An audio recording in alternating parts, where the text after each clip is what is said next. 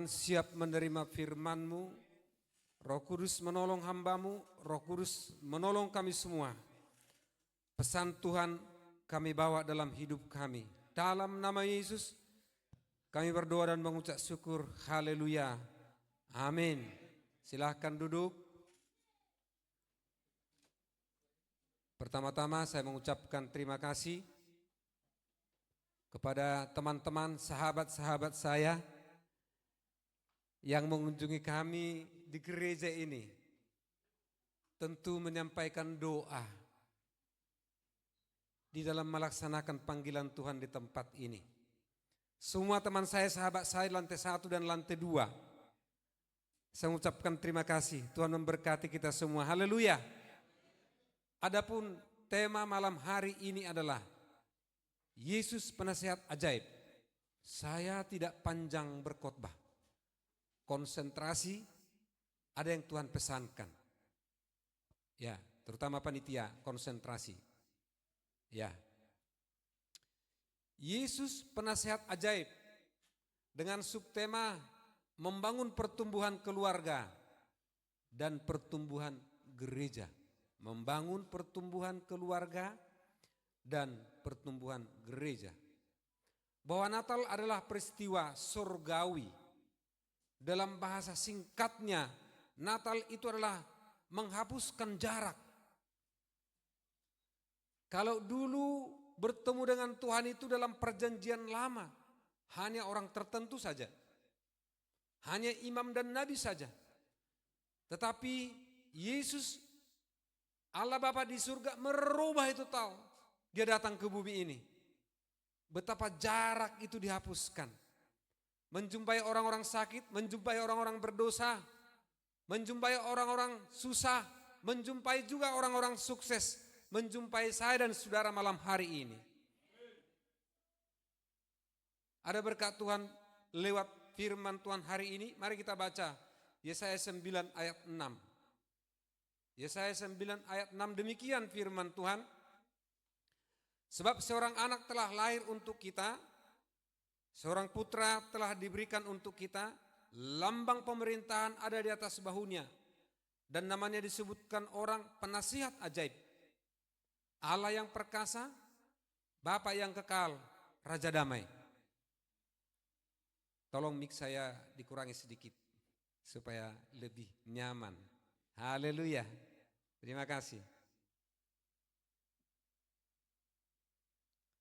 Ini nubuatan kepada Nabi Yesaya. Dan digenapi Yesus lahir di Bethlehem 700 tahun kemudian. Pada waktu Maria mengandung, maka Yusuf yang bijaksana itu diam-diam mau menceraikan Maria. Tetapi pada waktu dia tidur malam harinya, malaikat menjumpai Yusuf. Hai Yusuf, jangan engkau ceraikan tunanganmu Maria itu. Sebab dia mengandung anak laki-laki dari Roh Kudus. Pesan malaikat. Dan dia akan melahirkan seorang anak laki-laki. Engkau akan namai dia Yesus. Karena dialah menyelamatkan manusia dari dosa-dosanya. Jadi Yesus itu adalah juru selamat. Arti Yesus juru selamat. Menyelamatkan kehidupan kita, menyelamatkan saya, menyelamatkan kesusahan kita. Lebih daripada itu, menghapus dosa-dosa kita. Berbahagialah orang yang dosanya dihapusi dan pelanggarannya tidak diperhitungkan kepadanya. Siapakah yang mengerjakan itu? Hanya Tuhan Yesus. Kita adalah orang-orang berbahagia, saudara-saudara. Yesus tidak memperhitungkan itu. Sehingga tidak takut hari esok karena tidak ada hambatan dosa itu. Bukan hanya di dunia ini diselamatkan sampai ke surga, bayangkan. Luar biasa. Sebetulnya apalagi yang dipikirin kekristenan itu? Kenapa jadi berkerut kening kita, ya kan? Di dunia kita disertai sampai ke surga. Luar biasa. Saya merenungkan itu kadang-kadang di perjalanan bisa saya menangis sendiri. Bukan karena menangis karena takut, bukan karena menangis karena sedih, tetapi saya mengatakan yang kau Yesus luar biasa. Haleluya. Yesus penasihat ajaib. Ada 4 pertanyaan yang mendasar. Kenapa Yesus disebut penasihat ajaib? Yang kedua, bagaimana caranya Yesus menasehati? Yang ketiga, apa yang kita dapat ketika kita menerima nasihat Yesus? Dan yang keempat, apa aplikasinya terhadap pertumbuhan keluarga saya, keluarga saudara, dan pertumbuhan gereja? Yang pertama adalah, kenapa Yesus disebut penasehat ajaib? Ya, karena Yesus adalah Tuhan yang perkasa, berkuasa di bumi dan di surga. Dia adalah Tuhan yang berkuasa di bumi dan di surga. Ketika saya menginjak kaki di bumi ini, Dia ada di situ. Ketika aku masuk di laut, Dia ada di situ. Ketika aku masuk di udara, Dia ada di situ, saudara-saudara. Itu sebabnya Mazmur 124 ayat 8 mengatakan pertolongan kita ialah dalam nama Bapa yang menciptakan langit dan bumi. Betapa dahsyatnya pertolongan kita. Jadi Dia karena penasihat ajaib, karena Dia berkuasa di sorga dan di bumi. Di mana saja, tidak ada ruang di mana Dia tidak berkuasa. Kita tidak perlu dengan kuasa-kuasa santet-santet. Saudara-saudara, kalau kita mati disantet, kita tidak ada di tempat ini. Kita hanya Yesus, Yesus. Hanya itu saja. Dengan perantauan kita kemana-mana, saudara-saudara. Dengan persaingan apapun, saudara-saudara. Kita mengatakan Yesus. Kita diselamatkan karena Dia berkuasa di bumi dan di sorga. Yang kedua, Yesus Bapa yang kekal. Seperti yang kita baca tadi Yesaya 9:6. Namanya disebut penasihat ajaib, Bapa yang kekal. Yesus itu yang kita rayakan hari ini. Dia kekal. Karena Dia adalah Alfa dan Omega. Jadi sebagai penasehat Dia tahu hari esok. Dia tahu hari esok saya. Dia tahu hari esok Bapak Ibu sekalian. Dia tahu hari esok anak cucu kita. Kadang-kadang kita kalau sudah berumur begini kan kita lihat anak kita sedang berjuang. Kalau kita kan perjuangan itu sudah selesai, tinggal bersyukur melayani Tuhan kemana-mana. Ya. Tapi ketika kita lihat anak kita sedang berjuang, anak cucu kita masih kecil, maka saya berkata, Engkau Yesus yang menolong mereka. Haleluya. Itu yang kita imani, sehingga kita melihat anak-anak kecil, ya, jemaat-jemaat yang masih kecil, kita mengimani Tuhan ada bersama-sama dengan dia. Tuhan akan memberkati kita. Karena Yesus tahu hari esok sampai hari akhir zaman. Dan tidak ada batas waktunya. Maka Dia penasehat yang ajaib. Kemudian kenapa Yesus penasehat ajaib? Karena Yesus adalah Raja Damai. Dia Raja Damai. Ya. Namanya disebut penasehat ajaib, Bapa yang kekal, Raja Damai. Dalam hidup itu kan kedamaian yang kita cari. Apalagi yang mau kita cari? Ada orang berduit nggak damai, nggak enak juga. Ya, bagi saudara-saudara yang berduit ini ya kan, tapi nggak ada damai, nggak enak juga. Apalagi tidak punya duit, tidak punya damai, makin kacau lagi hidup ini. Udah nggak punya duit, nggak punya damai. Tetapi Yesus Raja Damai itu Dia kerjakan pertama di hati umat-umat itu adalah damai. Damai di bumi, damai di surga. Luar biasa pekerjaannya, ya. Itu sebabnya Yesus berkata dalam Matius 5:44. Tetapi aku berkata kepadamu, kasihilah musuhmu. Dia kan Raja Damai. Yesus tidak hanya berkata kasihilah musuhmu, tidak hanya berkata. Tapi itu dipraktekkan ketika Dia disalib. Tangan kanan, tangan kiri, kaki dipaku. Dia dipukul. Tapi ketika itulah Dia berkata kepada setiap orang yang memusuhi Dia, memukul Dia, ampunilah mereka, sebab mereka tidak tahu apa yang diperbuatnya. Perkataan Yesus dan lakon Yesus ini harus menjadi cerminan kita malam hari ini. Saya percaya ini sudah pernah didengar. Tetapi pesan Tuhan sangat dalam hari ini. Bagaimana Yesus ketika disalibkan, ampunilah mereka. Sudah pernahkah hai ibu-ibu engkau disalibkan suamimu, tanganmu dipaku kiri kanan? Andaikan pun itu disalibkan, engkau hai ibu-ibu, engkau harus berkata, ampunilah dia suamiku. Karena Yesus adalah cerminan kita. Dia adalah patokan kita. Hai bapak-bapak, pernahkah engkau disalibkan istrimu, dipaku tanganmu, kiri dan kanan dan kakimu? Andaikan pun istri kita mensalibkan dia, tapi berita Natal malam hari ini, Yesus berkata, ampunilah dia. Kita paling mengalami di rumah, di kantor, paling persoalan tekanan kata kan? Tekanan kata yang persoalan. Hei, dari mana? Beda lagi. Kalau dibilang dari mana? Beda lagi saudara-saudara. Hanya persoalan tekanan kata yang membuat kadang-kadang perdebatan, perselisihan. Kata-katalah yang membuat baik dan kata-katalah yang membuat perang. Berita Natal malam hari ini kita bercermin kepada Tuhan Yesus. Ampunilah mereka. Maka sehebat apapun kesalahan, katakan jangan ada musuh saya di bumi ini sampai Yesus datang. Saya berkata demikian kepada Tuhan. Tuhan, jangan ada musuh saya satu pun di dunia ini sampai engkau datang. Sebab kalau ada musuh saudara-saudara, nasi pun tidak enak. Apalagi berantem dengan istri kan, dengan suami, nasi rasanya jadi pahit. Iya kan? Tapi coba damai-damai seperti Tuhan Yesus mengatakan, nasi itu enak rasanya. Mau makan nasi dengan enak, seterusnya berhenti berantem. Haleluya. Sebarkan damai. Enak hidup itu. Cerminan kita Tuhan Yesus yang kita rayakan. Dialah patokannya. Dia soko gurunya. Yohanes 15 ayat 14 dikatakan, kamu adalah sahabatku jika kamu melakukan perintahku.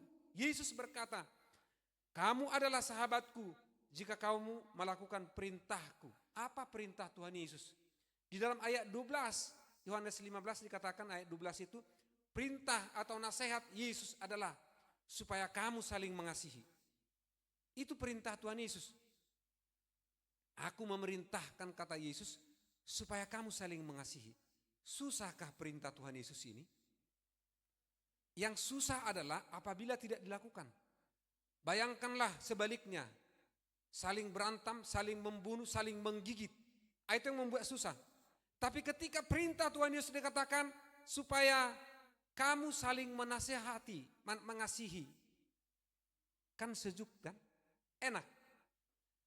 Sebaliknya akan terjadi perang apabila firman perintah Tuhan Yesus ini tidak dilakukan.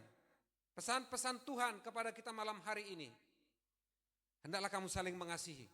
Jadi kalau ada di kantor karena tekanan kata tersinggung, jangan tersinggung dong. Mulai Natal ini kikis segala ketersinggungan, jangan ada. Sebab kalau tidak, nasi tidak menjadi enak. Makanan tidak menjadi enak, bubur menjadi tidak enak. Kenapa? Ada ketersinggungan.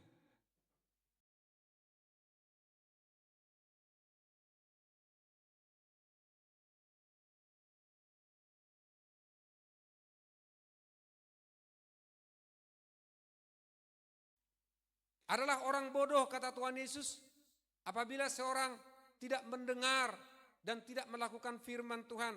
Lalu ibarat orang mendirikan rumah di atas pasir, lalu datanglah badai, lalu besarlah kerusakan rumah itu. Kita semua malam hari ini adalah orang-orang yang bijaksana. Haleluya. Maka kita ada di tempat ini. Kita mau mendengarkan firman Tuhan, kita melakukan firman Tuhan. Lalu yang ketiga, apa yang kita dapat dari Yesus penasehat ajaib itu? Apa yang saya dapat? Ya, perlu itu dipertanyakan, apa yang saya dapat ketika aku mengikut Engkau Tuhan, ketika aku mendengarkan nasihat-Mu, ketika aku melakukan firman-Mu. Yang pertama adalah ada kemantapan hidup. Ya, ketika kita mendengarkan nasihat Tuhan dan melakukan nasihat Yesus melalui Injil dan firman Tuhan, maka ada kemantapan hidup. Melangkah pun kita semangat. Ya. Ada kemantapan hidup. Lepas dari ketakutan, kekhawatiran, lepas. Orang-orang Kristen harus putus urat nadi ketakutannya. Sebab ketakutan itu dari setan. Saya membaca di Alkitab ada hampir 400 kali perkataan firman Tuhan, jangan takut, jangan khawatir. Ya. Jadi ketakutan dari setan. Ya. Izinkan saya bersaksi mengatasi kekhawatiran ini supaya landing ya. Izinkan saya. Ketika saya masih anak muda, ya, saya orang desa, saudara-saudaraku. Saya anak desa dari Samosir, di atas pegunungan. Ya, itu fakta. Lalu karena kemurahan Tuhan saya bisa kuliah. Di tengah-tengah kuliah itu keterbatasan uang, keterbatasan semua fasilitas, semua keterbatasan. Lalu saya berpikir, the next bagaimana? Kedepannya bagaimana? Siapa mentor saya? Enggak ada mentor, hanya dosen saja. Lihat kiri kanan enggak ada. Saya dikuatkan firman ini yang dikatakan dalam Matius 6 ayat 25. Yesus berkata, janganlah kamu khawatir akan hidupmu, akan apa yang akan kau makan dan minum. Dan janganlah kamu khawatir akan tubuhmu, akan apa yang akan kau pakai. Lihatlah burung-burung di udara, dia tidak bekerja, dia tidak menuai dan tidak punya lumbung, saudara-saudara. Tetapi Bapa di surga memberikan dia makan. Saya sering membaca firman Tuhan waktu saya pergumulan dalam menghadapi yang tidak ada jelas jalannya waktu anak muda. Saudara-saudara. Lalu firman itu terpatri di hati saya. Kekhawatiran saya lenyap. Ya, ketika Roh Kudus bekerja lewat firman-Nya, memang ketakutan itu lenyap. Enggak ada takut. Berjalan saja. Dan puji Tuhan, Tuhan memberikan suatu cita-cita besar di hati saya. Zaman itu, walaupun tidak ada uang, fasilitas pas-pasan, tapi Tuhan menaruh di hati saya begini, Tuhan, saya akan membangun gereja. Saya membaca bukunya John D. Rockefeller terkaya di dunia yang membangun gereja.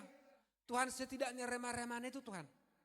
Saya kalau masuk perpustakaan, saya tidak langsung buka bahasa kuliah saya, tapi baca manajemen orang-orang hebat-hebat, terutama orang Kristen. Saya lihat dulu dong, dia latar belakangnya apa. Baca John D. Rockefeller. Dia punya kekayaan terhebat di dunia, tapi karena udah dipecah dengan anak cucunya, maka dia sekarang bukan orang terkaya lagi. Dia orang sejati, membayar perpuluhan, dibaca di situ. Lalu saya katakan, Tuhan, setidaknya remah-remahan itu Tuhan, aku bisa membangun gereja. Ketika kita mengatakan sesuatu janji kepada Tuhan, hai engkau anak muda yang masih panjang perjalananmu, ketika engkau membuat suatu komitmen kepada Tuhan dan atau suatu keinginan, Tuhan turut bekerja, mendatangkan kebaikan di situ.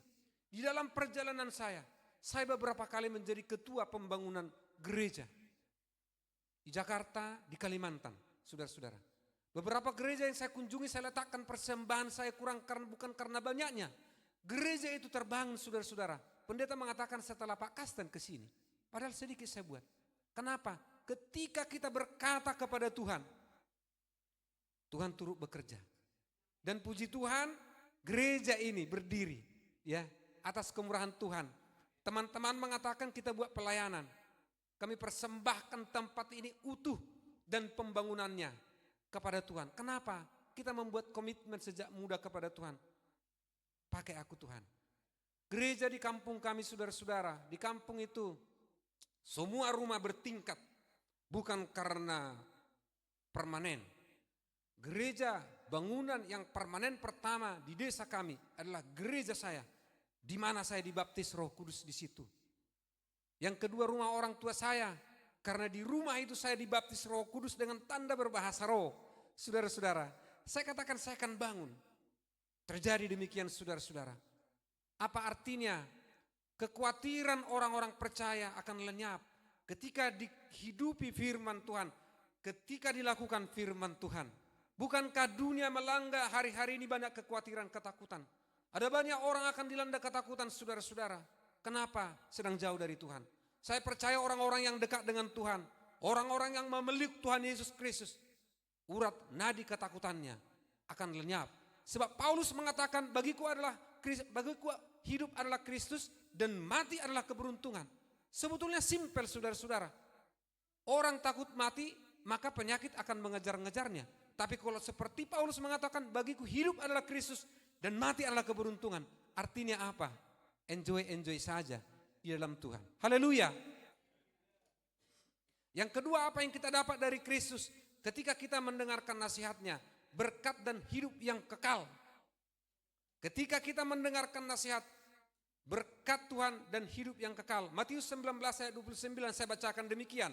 Dan setiap orang yang karena namaku meninggalkan rumahnya, saudaranya laki-laki atau saudaranya perempuan, bapak atau ibunya, anak-anak atau ladangnya akan menerima kembali 100 kali lipat dan akan memperoleh hidup yang kekal. Dengan bahasa yang gampang dimengerti, ketika kita melayani Tuhan, ketika kita bekerja dengan sepenuh hati, melakukannya bukan untuk manusia, tetapi untuk Tuhan. Dimanapun engkau dititipkan oleh Tuhan, motivasimu adalah firman. Segala sesuatu yang kau lakukan, lakukanlah seperti untuk Tuhan, bukan untuk manusia. Maka firman Tuhan Yesus menjaminkan upahmu dikembalikan 100 kali lipat. Bahkan engkau upahmu hidup yang kekal. Beri kemuliaan untuk Tuhan. Pangkat kita sebagai anak Tuhan luar biasa. Bukan kapten di atas jenderal saudara-saudaraku. Haleluya. Itu sebabnya ketika kita melayani, ya, ketika kita melayani dengan baik, layanilah Tuhan dengan motivasi yang tulus. Saya memperhatikan baik di Alkitab, baik di dunia ini, orang-orang yang tulus hati melayani, Tuhan pasti pelihara, Tuhan pasti berkati. Hari ini dimanapun engkau bergereja, jangan berkira-kira, jangan berhitung-hitung. Ketika ditawarkan engkau suatu job untuk melayani Tuhan, melayani Raja di atas segala raja, bayangkanlah Tuhan yang kita layani. Tetapi akan banyak hal-hal yang kita temukan di lapangan. Ada persinggungan-persinggungan, ada hal-hal yang lain. Maka fokuslah kepada Tuhan. Sebagaimana misi gereja kita yang pertama adalah fokus kepada Tuhan. Haleluya. Ketika kita fokus kepada Tuhan, maka kita tidak akan memperhatikan itu, tetapi memperhatikan Tuhan. Karena upah kita dari surga. Haleluya. Apa yang menjadi aplikasi daripada firman Tuhan ini? Yesus penasihat ajaib ini. Bangun pertumbuhan gereja di atas kehendak Tuhan. Kalau kita bergereja melayani, kita mengidentifikasi apa yang menjadi kehendak Tuhan. Bukan kehendak gembala, bukan kehendak pelayan, tetapi akan menjadi kehendak Tuhan di gereja itu, di gereja di mana kita melayani. Saya percaya malaikat Tuhan akan berpasukan menjaganya. Dan Tuhan akan mencurahkan berkatnya, memberikan dirinya berjumpa di setiap gereja yang di mana kehendak Tuhan yang dilaksanakan, bukan kehendak manusia. Apa yang menjadi kehendak Tuhan bagi gereja, bagi pertumbuhan gereja adalah perintah amanat agung. Pergilah jadikanlah semua bangsa muridku. Baptislah mereka dalam nama Bapa, Putra dan Roh Kudus. Dan ajarlah mereka melakukan segala sesuatu yang kuajarkan kepadamu. Dan ketahuilah, aku menyertai engkau sampai akhir zaman. Yesus yang mengatakan itu. Lalu apa kesangsian kita, keraguan kita kalau melayani Tuhan? Tidak ada keraguan kita saudara-saudara.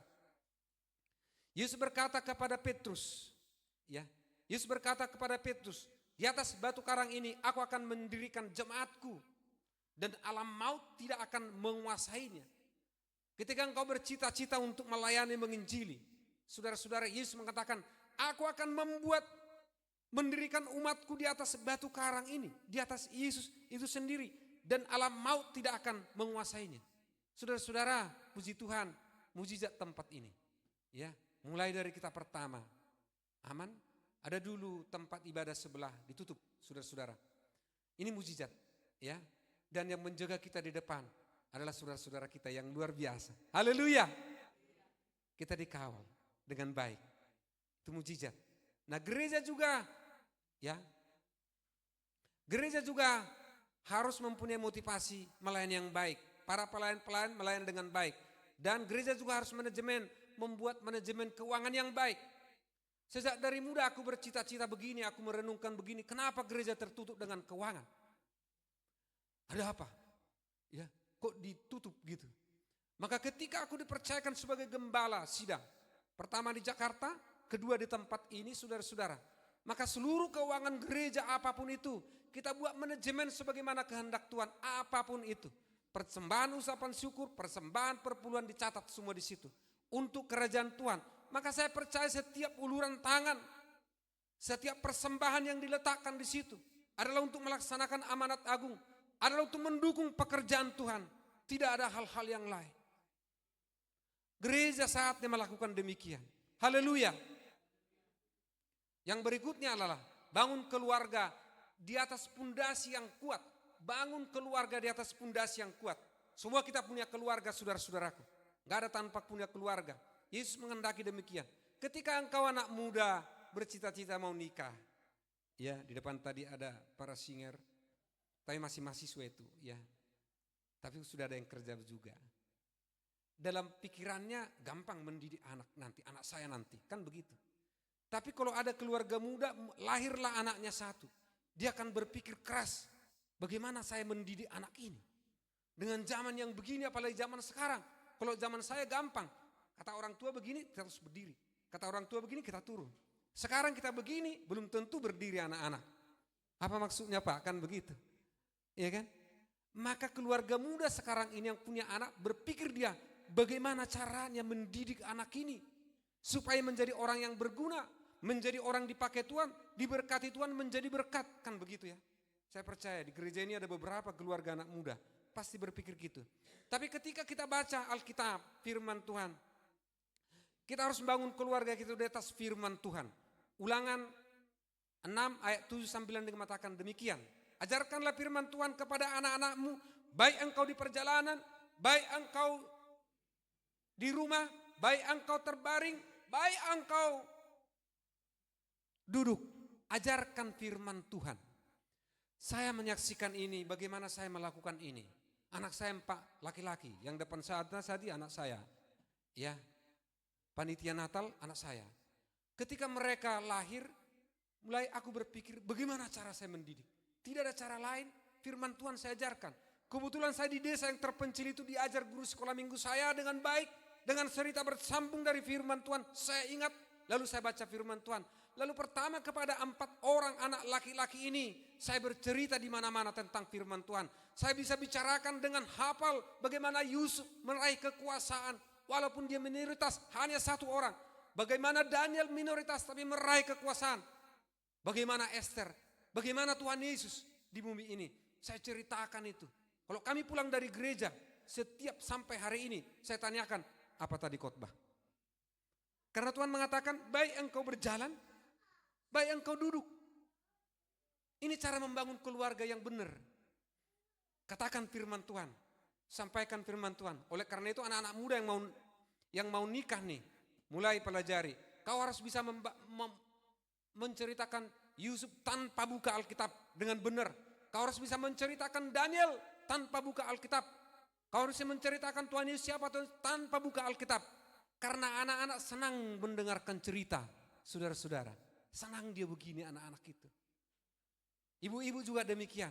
Siapa tahu bapak-bapaknya sibuk, ya ibu-ibunya lah yang mengajarkan firman Tuhan. Haleluya. Itu membangun keluarga. Puji Tuhan, izinkan saya menyaksikan ini. Ya, 4 anak saya laki-laki ini, yang pertama ya, yang penelanan lilin tadi. Sejak SMA dia, SMA Presiden, dia sudah menjadi ketua OSIS. Dia Danton. Dan dia ketua pelayanan Kristen, dipegang mulai dari SMA. Luar biasa, kenapa? Kita kasih terus firman Tuhan. Dan dia bekerja di pemerintahan Republik Indonesia. Yang nomor 2, anak saya itu ya advokat. Kalau lewat dari Modern Land, izinkan saya bersaksi. Ini karena kemurahan Tuhan. Ada namanya di situ kantornya, konsultan hukum. Masih muda saudara-saudara. Tapi menjelang Natal ini dia bilang, Pak, biar aku membuat interior gereja saya sendiri, saya desain sendiri. Masih umur 26 tahun saudara-saudara. Dan biaya penelitian Natalnya hampir lebih banyak dari dia dan kliennya. Haleluya. Saya bilang dia tidak mau di mimbar, agak berat di mimbar, tapi pegang pelayanan. Setidaknya katakan lipat tanganmu, aku melayani dana Tuhan. Bukankah itu pelayanan untuk Tuhan? Kalau semua di mimbar, lalu siapa yang melayani dana? Haleluya. Anak-anak muda katakan sesuatu Natal ini kepada Tuhan. Tuhan ada di tengah-tengah kita.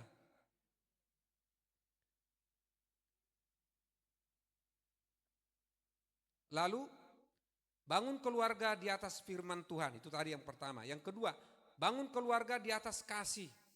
Di atas kasih. Kolose 3:14 mengatakan gunakanlah kasih sebagai pengikat. Gunakanlah kasih sebagai pengikat dan mempersatukan dan menyempurnakan. Saya kira nasihat Tuhan Yesus tentang kasih. Ya, ada jemaat kita mengatakan dan saya setuju juga ya Tuhan. Sebetulnya andaikan pun Pak tidak semua kita hafal firman Tuhan itu. Tapi kita lakukan kasih yang dari Tuhan. Mengasihi Allah dan mengasihi sesama. Bukan kasih itu rangkumannya saya bilang yes. Silahkan lanjutkan. Tapi lebih baik lagi kalau kita membaca firman Tuhan. Ya gemari namanya. Haleluya. Gunakanlah, bangunlah keluarga di atas kasih. Hanya satu tali yang tak pernah putus di dunia ini. Tali kapal pasti putus.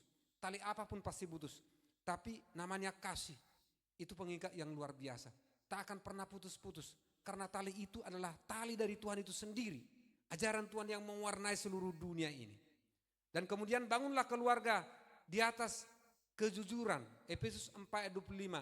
Bangunlah, saya ulangi, buanglah dusta dan berkatalah benar. Buanglah dusta. Jadi di tengah-tengah keluarga itu enggak boleh ada dusta. Jujur saja.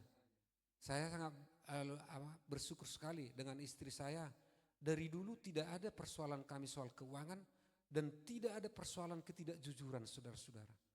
Sebab kalau tidak jujur dalam uang, berarti ada rencana-rencana yang lain. Kan begitu. Buanglah segala dusta, berkatalah yang benar. Itu keluarga yang diberkati oleh Tuhan. Ya. Yang terakhir, bangun keluarga di atas hikmat dan pengetahuan. Perlu sekolah. Sekolah setinggi-tingginya. Pengetahuan setinggi-tingginya. Keahlian setinggi-tingginya. Haleluya. Dan yang terakhir, bangun keluarga di atas takut akan Tuhan. Kita bangun keluarga di atas takut akan Tuhan. Dan suka melaksanakan ketetapan Tuhan. Ini ayat terakhir yang memberkati kita. Dalam Mazmur 112 ayat 1-3 dikatakan. Berbahagialah orang yang kesukaannya firman Tuhan dan yang suka melakukan perintah-perintah Tuhan. Anak cucunya akan perkasa di bumi. Angkatan orang benar akan diberkati. Harta kekayaan ada di dalam rumahnya. Saudara-saudara, ketika kita cinta dengan Tuhan, cinta dengan firman Tuhan, cinta melakukan ketetapan-ketetapan Tuhan, maka dikatakan anak cucumu perkasa di bumi. Angkatan orang benar akan diberkati Tuhan. Harta dan kekayaan ada di rumahnya. Ini menjadi renungan kita semua, ini menjadi berkat bagi kita semua. Kita doakan keluarga kita masing-masing, anak cucu kita turun-temurun jauh ke depan. Kita harus melihat dalam iman, Tuhan akan memakai mereka dengan luar biasa. Saya mengundang pemain musik ke depan, kita akan berdoa.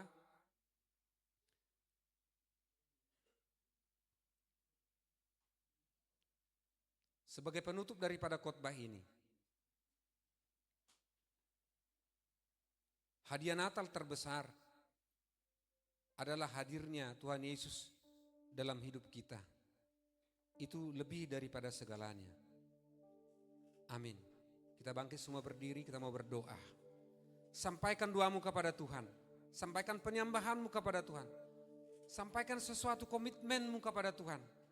Tuhan ada di tengah-tengah kita. Haleluya. Sembah dan puji Dia. Sembah dan puji Dia.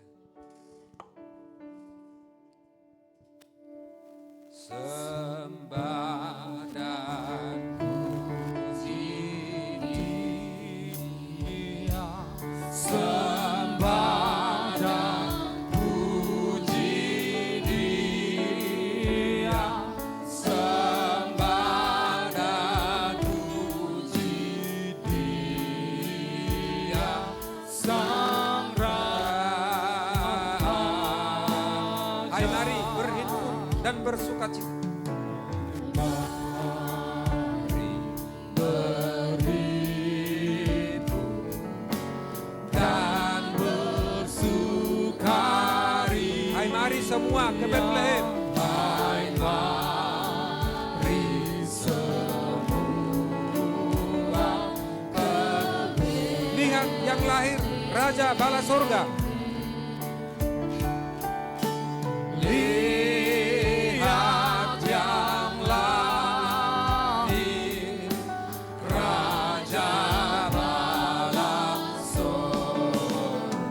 Sembah dan puji Dia, sembah dan puji Dia, sembah dan puji Dia, Sembah dan puji Dia. sembah dan puji Dia, sembah dan puji Dia, sembah dan puji Dia, Sang Raja.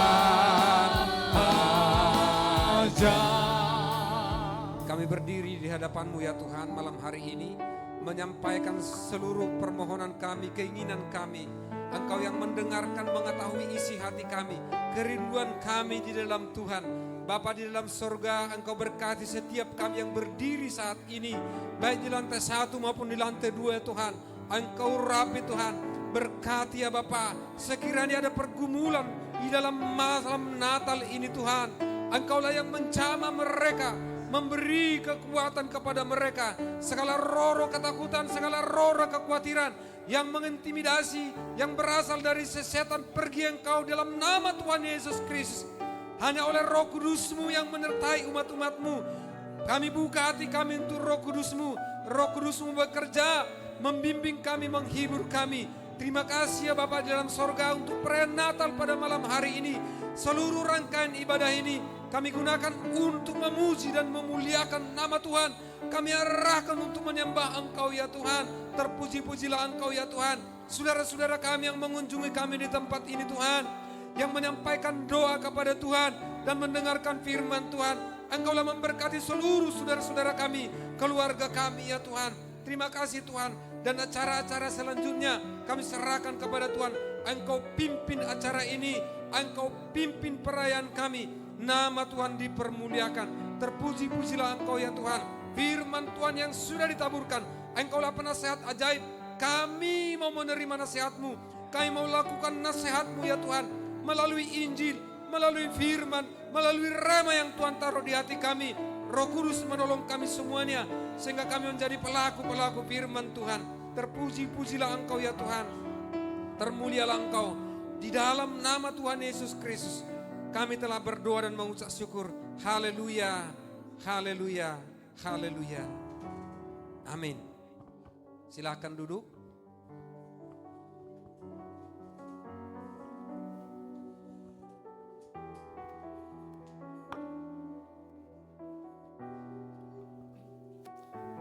Bapak Ibu, ada beberapa pengumuman. Yang pertama, kami mengucapkan terima kasih untuk Bapak Ibu tamu undangan yang sudah hadir untuk menghadiri perayaan Natal GBI Taman Royal malam hari ini. Kiranya Tuhan yang membalas setiap kebaikan dan juga waktu yang sudah Bapak Ibu berikan.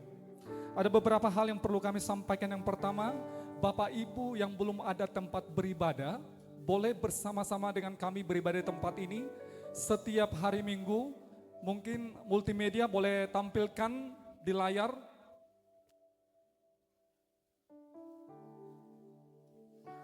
Berikut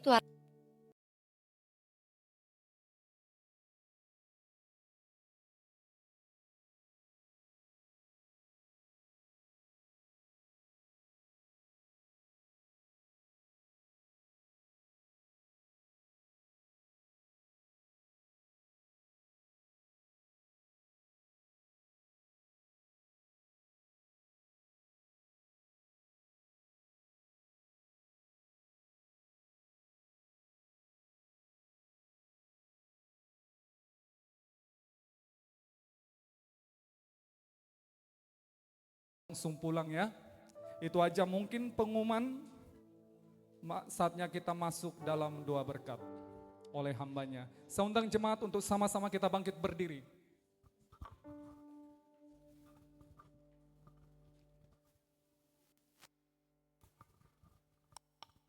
Sama-sama kita mengucapkan doa Bapa kami. Bapa kami dalam sorga, dikuduskanlah namamu, datanglah kerajaanmu, jadilah kehendakmu di bumi seperti di sorga. Berilah kami pada hari ini makanan kami yang secukupnya, dan ampunilah segala kesalahan kami, seperti kami mengampuni orang bersalah kepada kami. Dan jangan bawa kami ke dalam pencobaan, tetapi lepaskanlah kami daripada yang jahat, karena Engkau yang punya kerajaan, dan kuasa, dan kemuliaan sampai selama-lamanya. Haleluya, mari kita terima berkat dari Allah Bapa di surga. Kasih karunia dari Yesus Kristus, kasih Allah Bapa, serta persekutuan Roh Kudus menyertai kita malam hari ini kekal sampai selama-lamanya. Semua orang percaya katakan amin. Haleluya, beri kemuliaan untuk Tuhan. Ibadah kita telah selesai. Silakan duduk. Kami kembalikan kepada WL. Bapak Ibu, kita akan masuk dalam konsumsi. Kita akan masuk dalam doa makan. Saya undang kesediaan Bapak Pendeta hambanya, Situa Pak Nababan untuk memimpin kita dalam doa makan. Waktu dan tempat dipersilakan.